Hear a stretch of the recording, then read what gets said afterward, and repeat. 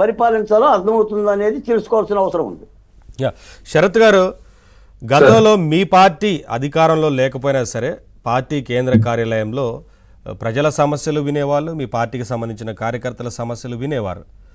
ఈ యాక్టివిటీ అంతా, ఈ కార్యకలాపాలన్నీ కొంత అంటే ఉత్సాహంగా జరిగేది. అధికారంలో లేరు కాబట్టి ఎక్కువ మంది కార్యకర్తలను కలవడానికి ఆ రోజున అవకాశం ఉండేది, నాయకులందరూ అక్కడికి వచ్చేవారు.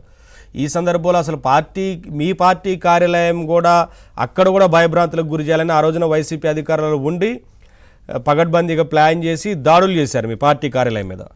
కానీ ఇవాళ ఏం చేయకుండానే ఎవరు అంటే ప్రజాస్వామ్యంలో దాడులు అనేది కరెక్ట్ కాదు, ఇది మంచి సంస్కృతి కాదు, ఇది మీరు ఎప్పుడు ఎంకరేజ్ చేయలేదు, మీరు చేయరు కూడా. ఎందుకంటే ఆ విషయాన్ని ప్రతి సందర్భంలో చెప్తూ ఉంటారు. కానీ ఇవాళ ఏది లేకుండానే కనీసం వారి పార్టీ కార్యకర్తలను కూడా కలవకుండానే వైసీపీ పార్టీ కార్యాలయాన్ని మూసేయడం, ఖాళీ అయిపోతుంది కదా, ఎలా అనిపిస్తోంది? అంటే పాలన ఈ రకంగా ఉంటే వారి చేసిన పాలనే ఇవాళ వీటన్నిటికీ కారణం అనుకోవచ్చా? ఎందుకంటే అక్కడికి వచ్చినా సరే కానీ కనీసం కలిసే వాళ్ళు లేకపోవడం, పార్టీ కార్యాలయం మూసేయడం, జిల్లాల్లో కూడా ఇదే పరిస్థితి చాలా జిల్లాల్లో. నవీన్ గారు, ముందుగా మీకు పెద్దలు కోటేశ్వరరావు గారికి, బాలకోటయ్య గారికి అందరికి గుడ్ ఆఫ్టర్నూన్ అండి. ఇప్పుడు తెలుగుదేశం పార్టీ 43 సంవత్సరాలు అయింది స్థాపించి. ఈ 43 సంవత్సరాల్లో ఎప్పుడూ కూడా కార్యకర్తలు, ఏ కార్యకర్త అయినా సరే కేంద్ర కార్యాలయం అనేది విభజిత ఆంధ్రప్రదేశ్ కి ముందు హైదరాబాద్ లో ఉండేది. ఇప్పుడు కేంద్ర కార్యాలయం విజయవాడకి మారింది. ఇక్కడ తెలంగాణలో గత 14-15 సంవత్సరాల నుంచి మనం లేకపోయినా కూడా కార్యాలయం అలానే ఉంది. వచ్చిన ప్రతి ఒక్కరిని హక్కున చేర్చుకొని వాళ్ళకి కాఫీలు, టీలు ఇచ్చి ఎంత సాధారణంగా కార్యకర్తలను చూసుకుంటదని అనేది మీరు అందరూ తెలిసే ఉంటుంది. ఇది కనీసం ఒక అధికారం కోల్పోయిన తర్వాత 1 సంవత్సరం పాటు కూడా కార్యాలయం నడపలేని స్థితిలో ఉన్నాడు అని అంటే దోచుకున్న డబ్బంతా ఏమైంది, ఏ విధంగా దోచుకున్నారు, ఏ విధంగా పంచుకున్నారు, ఏ విధంగా తిన్నారు.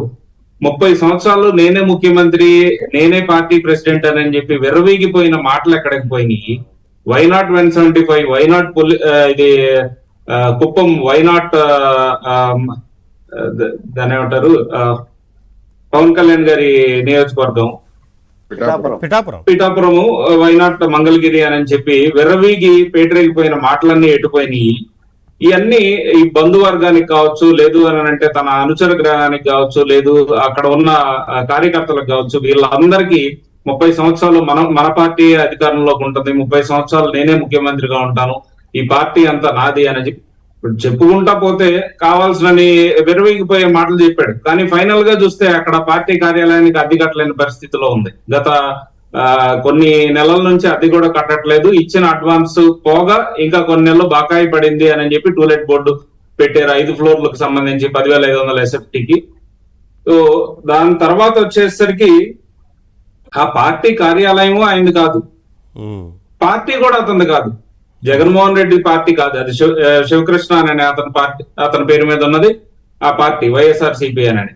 ఆ పార్టీ కార్యాలయం, కేంద్ర కార్యాలయం కూడా సొంతది కాదు, అద్దెకు తీసుకున్నది.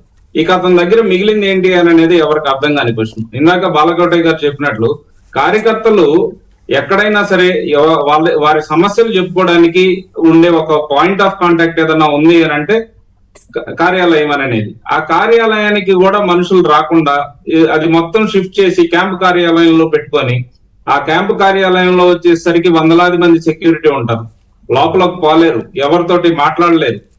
సో ఇదేంటంటే ఇంకా మీరు ఇందాక ఓపెనింగ్ రిమార్క్స్ లో చెప్పినట్లుగా జగన్మోహన్ రెడ్డి పూర్తిగా పార్ట్ టైం పొలిటీషియన్ కింద రూపాంతరం చెందాడు, అయిపోయినట్లే ఇంకా. సో అందులో ఇంకా ఆయన ఫుల్ టైం పొలిటీషియన్ అనడానికి లేదు, ఎందుకంటే అక్కడ పార్టీ కార్యాలయం క్లోజ్ అయ్యింది, కేంద్ర కార్యాలయం ఇక ఓన్లీ ఇల్లే ఒక point of contact. Jaganmohan Reddy గారు విమర్శించేవారు జనసేన అధినేతని. గతంలో జగన్మోహన్ రెడ్డి గారు పార్ట్ టైం పొలిటీషియన్, స్టేట్ కి ఎప్పుడో ఒకసారి వచ్చిపోతుంటారనేవారు. కానీ ఇప్పుడు అసలు జగన్మోహన్ రెడ్డి ఎక్కడున్నారు? అసలు కంప్లీట్ గా ప్యాలెస్ కి జగన్మోహన్ రెడ్డి కంప్లీట్ గా బెంగళూరు షిఫ్ట్ అయిపోయారు కదా. ఇక్కడికి అప్పుడప్పుడు వస్తున్నాడు, హాలిడేకి వచ్చినట్లుగా. ఏదైనా శవం దొరికినప్పుడు, లేదు అని అంటే ఎవరైనా జైలుకి వెళ్ళినప్పుడు వస్తున్నారు. ఇక అతని మంత్రివర్గంలో ఇదివరకు పనిచేస్తున్న వాళ్ళేమో రోజు దినదిన గండంలాగా గడుపుతున్నారు. వాళ్ళ పరిస్థితి అట్లా ఉంది. ఎందుకంటే వాళ్ళు చేసిన అరాచకాలు కావచ్చు, వాళ్ళు చేసిన స్కామ్స్ కావచ్చు, ఇవన్నీ ఒక్కటొక్కటి విజిలెన్స్ అండ్ ఎన్ఫోర్స్మెంట్ వీటన్నిటి నుంచి బయటకు వస్తూ ఉంటే వాళ్ళు రోజు దినదిన గండంగా గడుపుతున్నారు. ఐదర్ ఉంటే కోర్టు దగ్గరికి వెళ్ళిపోయి మాకు బెయిల్ కావాలి అని ఆశ్రయించే పరిస్థితిలో ఉన్నారు, లేదు అంటే హాస్పిటల్లో జాయిన్ అవుతున్నారు. ఆ రెండే జరుగుతున్నాయి. ఇంక ఇక్కడ వచ్చేసరికి ఈ కార్యాలయంతో పాటు నాకు తెలిసి 2029 వచ్చే టయానికి ఈయన పాలిటిక్స్ లో కూడా ఉండే మనిషి కాదండి జగన్మోహన్ రెడ్డి అనే మనిషి.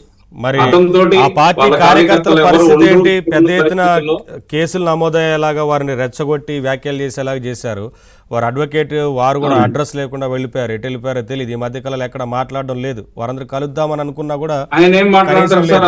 ఆయనకి అడ్వకేట్ అని అంటే ఏంటిది అనేది మినిమం క్లారిటీ లేదు. ఆయన ఏ కేసు ఆయన కూడా కావాలని పంపిస్తున్నాడు. అరే నువ్వు పోతే కనీసం కేసు ఓడిపోతారు, సానుభూతి వస్తుందని పంపిస్తున్నాడు పని వాళ్ళని.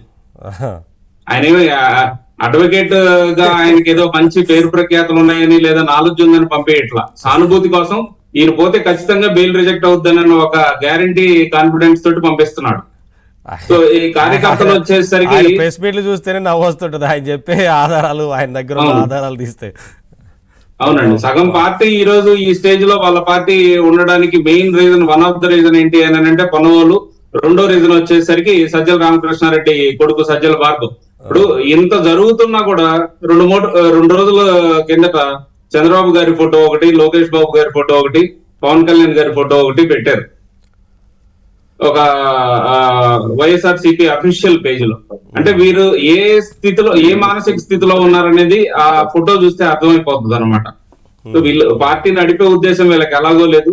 ఖచ్చితంగా ఏంటంటే ఇప్పుడు దాకా జరిగిన కేసులన్నీ పక్కన పెడితే ఇక మీదట కూడా కనీసం కంట్రోల్డ్ గా ఉండాలి, కొంచెం ప్రాపర్ పాలిటిక్స్ చేయాలి అని అనేది లేకుండా ఇంకా రెచ్చగొట్టే ధోరణులు లేక ఈ విధంగానే వెళ్ళిపోతూ ఇక ఇతను నిన్న ప్రెస్ మీట్ పెట్టి కూడా మనం రాబోతున్నాం, మనం అన్ని ఎట్టి పరిస్థితుల్లో వడ్డీతో సహా తీర్చుకుంటామని అంటున్నాడే కానీ ప్రజలకు ఏం చేశారనే మాట ఇప్పుడు కూడా మాట్లాడలేని సిచ్యువేషన్. బాలకోటయ్య గారు ఇందాక చెప్పినట్లుగా ఏమన్నా మీరు పోలవరం గురించి ఏదన్నా మాట్లాడతారు, ఎవరన్నా సరే రాజకీయ నాయకులు వస్తే నేను పలానా మంచి చేశాను, చంద్రబాబు నాయుడు గారు ప్రౌడ్ గా చెప్తారు. ఎప్పుడైనా సరే ఒక మీటింగ్ వెళ్తే ఒక సైబరాబాద్ అనే ఒక కొత్త నగరాన్ని మనం తీసుకొని రాగలిగాము. అప్పుడున్న పరిస్థితుల్లో మనకున్న కాంటాక్ట్స్ తోటి కావచ్చు, మనం తీసుకొచ్చిన కొన్ని రిఫార్మ్స్ వల్ల అని చెప్పి ఇలా చెప్పుకోవడానికి ఇతనికి ఏమీ లేదు. ఇతను ఏదైనా చెప్పుకోగలడు అని అంటే నేను ఒక కొత్త మందు బ్రాండ్లు తీసుకొని రాగలిగాను, జనాల ఆరోగ్యాలను మొత్తాన్ని పాడు చేయగలిగాను, లేదు అంటే పోలవరం 72% అయిపోయిన పోలవరాన్ని నేను కంటిన్యూ చేయకుండా ఉన్నది కూడా కొద్దిగా మరమ్మతులు కూడా ఏమీ చేయకుండా ఆపగలిగాము, ఇలాంటి విచ్ఛిన్నం చేయగలిగాను, కనీసం ఎవరికి ఉపాధి కల్పించకుండా అందరినీ రోడ్ల మీద ఉంచాను, ఇట్లాగనమాట. ఎవ్వరు కూడా కనీసం గత 5 సంవత్సరాల్లో ఎంత ఇబ్బంది పడ్డారు ప్రజలు, లేదు అని అంటే ఉద్యోగస్తులు కావచ్చు, ఉపాధి లేకుండా యువకులు ఎంత ఇబ్బంది పడ్డారనేది మనందరం చూసాం. సో ఇవన్నీ చూసిన తర్వాత ఇప్పుడున్న కార్యకర్తలకు కూడా, వాళ్ళ కార్యకర్తలకు కూడా ఒక కాన్ఫిడెన్స్ ఏంటంటే చెప్పా పెట్టకుండా కనీసం కార్యాలయాన్ని కూడా తీసేసాడు ఈ మనిషి, ఏదో ఒక రోజు పార్టీ కూడా మూసేస్తాడు మనకు చెప్పకుండా అని వాళ్ళు కూడా వేరే వేరే దారిలో ఎత్తుక్కుంటున్నారు అనమాట వాళ్ళ భవిష్యత్తు కోసం. మీరన్న ఒక పాయింట్ సార్,